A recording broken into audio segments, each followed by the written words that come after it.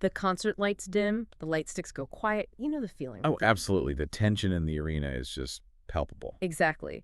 The fandom waits for this massive choreo-heavy pop anthem, but instead the idol steps up to the microphone, the music shifts, and he starts preaching a sermon. Like an actual sermon. Yeah. And in an instant, the entire K-pop world is turned completely upside down. It shatters the whole illusion. It really does. Welcome to Starscope K-Report. Join Eric and Minji as they ride the Hallyu wave, uncovering the biggest K-pop comebacks, shocking industry controversies, and major K-drama updates. From internet-breaking rumors to historic chart milestones, we dive deep into the world of Korean entertainment. So today, we are diving deep into a huge headline story that is basically dominating every single tuck line: popular idol accused of forcing religion on stage. Yeah, we're looking at what happens when the tightly controlled world of an idol just, crashes into personal religious beliefs. And rigid cultural taboos, and of course, the totally unforgiving expectations of an international fandom. Right. But real quick, before we jump into the deep end, I do want to give a quick roadmap for you listening. We are going to be talking about some really sensitive religious and political beliefs today. Very sensitive. Yeah. We're pulling from academic journals, Reddit threads, agency statements, and stuff like that. But we are absolutely not taking any sides here. We aren't endorsing any of these viewpoints. Definitely not. We're just here to unpack the facts, the fandom reactions, and these big cultural clashes exactly as they appear in the source material. Just plain translator for you. I love that. So let's get straight into the story that broke the Korean internet this week. We're looking at a huge Koreaboo report about Super Junior's Siwon. Oh, this was a massive deal. Yeah, I mean, functionally, Super Junior is a legacy group. They've been around for almost 2 decades. But Siwon recently got this huge wave of backlash for doing something you, never see at a K-pop concert. Right, he started singing contemporary Christian music, like CCM. Exactly. At an official, paid Super Junior concert. Which is wild because it breaks this unwritten contract with the fans. I mean, you have to look at the mechanics of this. The ELF Fandom, that's their official name, they are paying premium prices for a comeback tour. Flights, hotels, VIP packages, all of it. Exactly. They show up for the visuals, the choreography, the nostalgia. So when an idol suddenly turns a high-budget pop show into a church service, the fans feel like their financial support is being hijacked for, well, a personal religious agenda. And the irony here is actually how the whole thing ended. According to a viral post on the Trueco, Siwon didn't stop singing CCM because he was listening to the angry netizens. Wait, really? I assume the backlash got to him? No. He stopped because of his own internal religious conflict. He reportedly walked backstage one day and asked the staff how his vocal technique sounded during the hymn. Oh, wow. Yeah, and in that moment, he realized he was worrying about his pitch instead of, praising God. He felt treating a sacred song like a pop vocal performance was a literal corruption of his faith, so he just stopped. Wow. I mean, his intention might have been pure in his own mind, but for K-Nets, the damage was already done. The Korean comments were brutal. Super brutal. People were saying, he only thinks about himself, or go to church and do it. The fandom is totally split. Some treat him like that overly religious uncle at Thanksgiving. They just smile and ignore it to support the rest of the group. But the other half is horrified.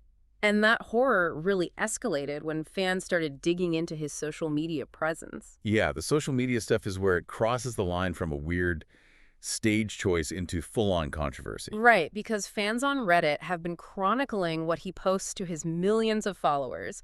And he's mixing standard religious posts with, far-right fear-mongering and urban legends. Which is so dangerous when you have an impressionable global audience. Posting a Bible verse is one thing, idols do that. Yeah. But spreading internet hoaxes to scare people into your worldview. It's manipulative. He posted this video about the blood moon, warning that it was a definitive sign of the rapture. Oh, jeez. And even crazier, he posted a video claiming to have scientific proof of hell. It was based on that old, well to hell hoax. Wait, the one with the Siberian scientists? Yes. The audio clip where they supposedly drilled into the earth and recorded human screams burning in hellfire. Which, if you didn't know, is a completely debunked hoax from, a decade ago. The audio is literally just sound effects ripped from old horror movies. Exactly. A 2-second Google search debunks it. And fans are pointing out that using debunked misinformation to terrify a young demographic is just wrong. One Reddit user said it perfectly. It's not a message of love. It's threatening your audience with eternal punishment. And it totally alienates the ELFs who are from different faiths or aren't religious at all. Right. But I do want to push back on the fandom's outrage for just a second. I want to play devil's advocate using some Western context. Okay, lay it on me.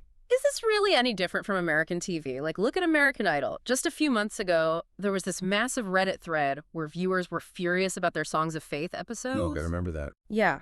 People were complaining that a secular singing competition was turning into a tent revival. They brought out a kid pastor to lead a sermon. The judges forced contestants to sing worship songs. So if American media does this exact same thing, why is the K-pop sphere acting so shocked when Siwon does it? I get the comparison, I really do. But it kind of ignores how different idol culture is from Western media. American Idol sells the fantasy of individual talent, right? K-pop sells the fantasy of total devotion. That makes sense. It operates almost like a secular religion itself. Yeah. The fandom is the congregation. You don't tithe, you buy multiple album versions and photo cards. Concerts are holy sites. And the idols are always saying, I only exist for you. Exactly. So when an idol suddenly says, actually redirect all that devotion to a deity and uses fear tactics to do it, they are breaking the foundational parasocial contract of the whole industry. That is a great point. But, Siwon's issue was very intentional. What happens when the religious offense is a complete, totally unintentional accident? Oh, it gets so much worse. It really does. If you think an idol intentionally preaching on stage broke the internet, wait till you hear what netizens uncovered when a totally unintentional track choice shattered a fandom. Yeah, let's talk about 17's The They, because this was wild. Totally wild. So The8 has been exploring this new artistic side, moving into DJing and EDM.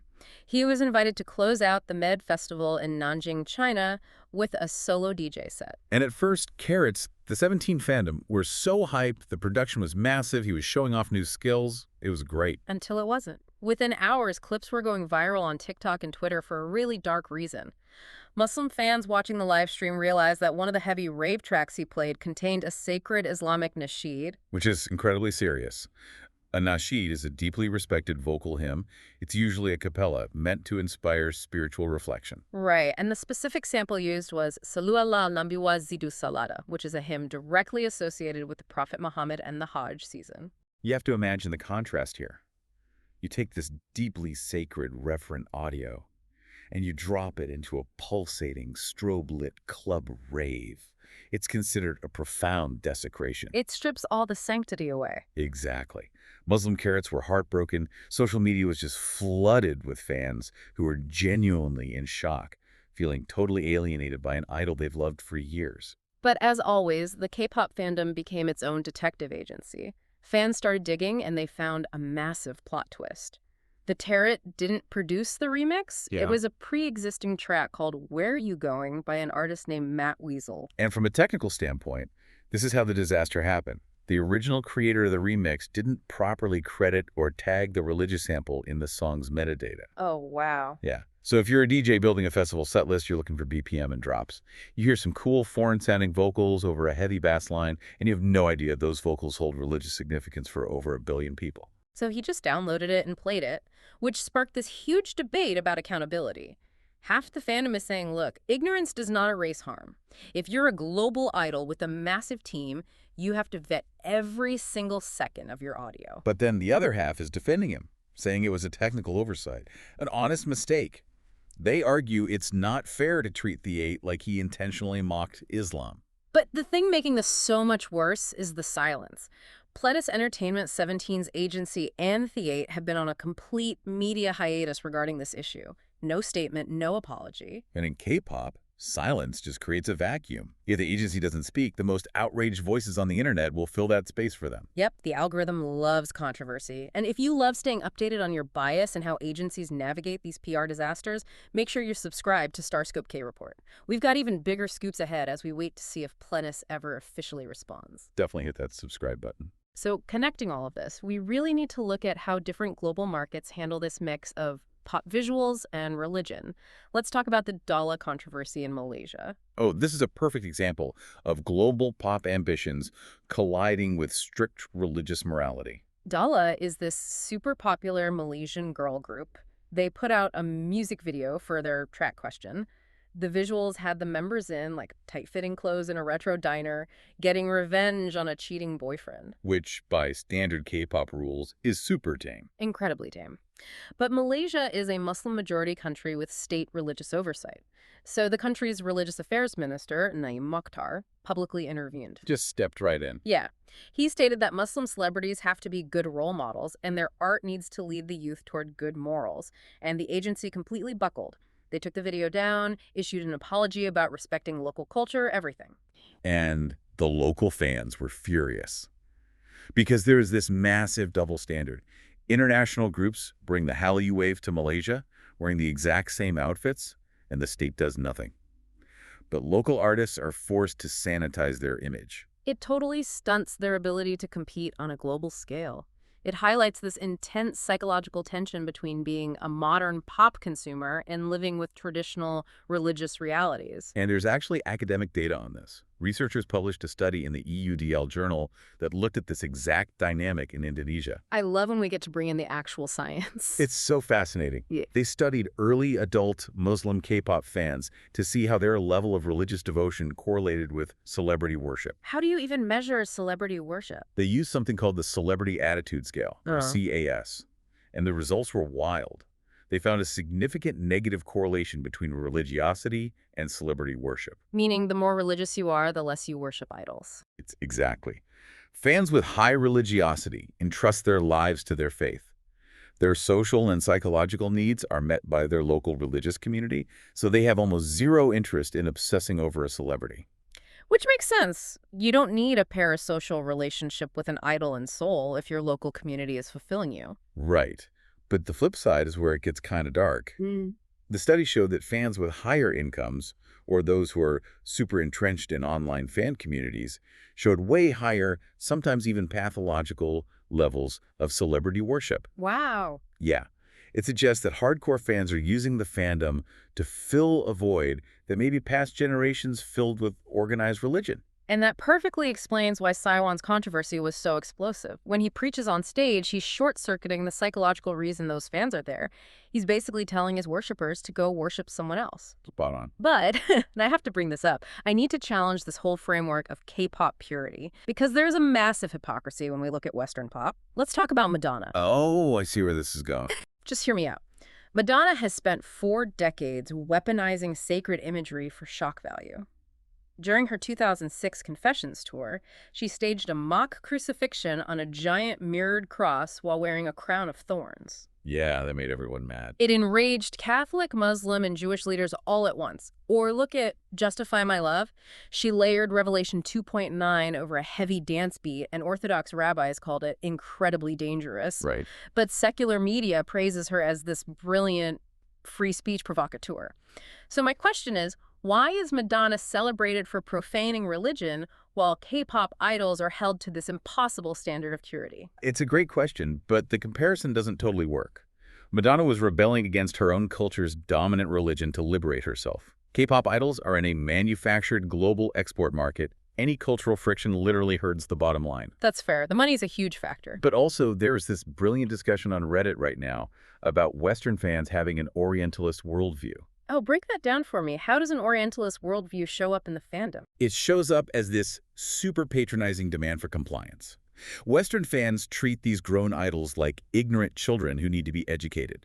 They want their bias to be this beautiful, singing blank slate. Like an avatar. Exactly. Yeah. They want sanitized diversity. They want the cool aesthetic of a foreign artist, but they demand that artists perfectly mirror the political views of, like, a college student in LA. So if an idol actually shows they have complex, traditional Asian religious beliefs, the fans freak out. Yeah. They don't want real global friction. They want compliant avatars. And that is exactly why idols have to handle their faith with such extreme caution to survive. They really do. You see it all the time. It's always kept strictly surface level. Like Mark Lee just quietly bowing his head to pray before eating on a vlog. Or Hans showing off his religious tattoos. Yeah. Or Hwasa using her Catholic baptismal name, Maria, for a solo track. Or even Pristin Sunjin quietly quoting a psalm in an album photo book. Right. It's accepted because it's just an aesthetic choice. It never crosses into preaching, so it doesn't challenge the fans' worldview. Even the group's maknae has to learn how to keep it muted. It's a really dangerous tightrope to walk, Absolutely. which is why you need to hit that subscribe button so you never miss a KT update. The rules of the fandom are changing every single day. So, to wrap up today's deep dive, I want to leave you with a final provocative thought. If K-pop agencies are really aiming for total global dominance, if they want that worldwide chart all kill across every demographic, can they realistically keep hiding the messy reality of their idols' personal and religious beliefs? It's a ticking time bomb. It really is. As these artists grow older and the reach expands, will the inevitable culture clashes finally shatter this meticulously crafted idol illusion? Or will the sheer power of the music always transcend the divide? That is the core tension that keeps this billion-dollar industry spinning. You've been listening to Starscope K Report, where Eric and Minji bring you the stories shaping K-pop, K-dramas, and the global Hallyu wave. Thanks for tuning in, and don't forget to subscribe for more stories that keep the stars shining.